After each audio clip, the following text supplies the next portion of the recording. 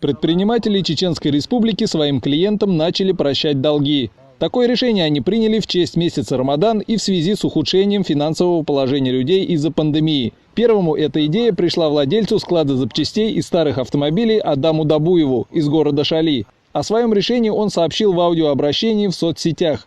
После этого его примеру последовали владельцы пекарен, СТО, магазинов, салонов одежды, аптек, а также простые люди.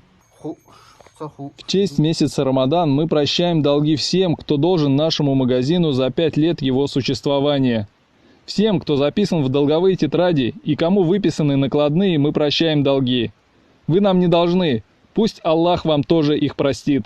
В соцсетях люди выражают в ответ свои благодарности. К примеру, в одной из групп появилось такое сообщение для хозяина аптеки.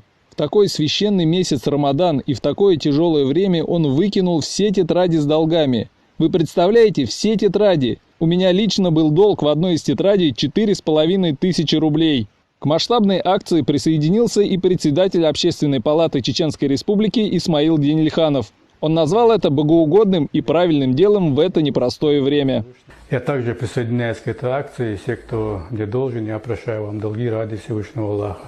Также призываю всех, кто видит этот видеовыпуск, присоединиться к акции, если есть у вас такая возможность.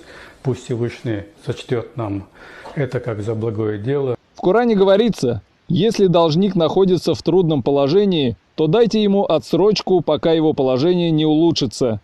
Но дать милостыню будет лучше для вас, если бы вы только знали.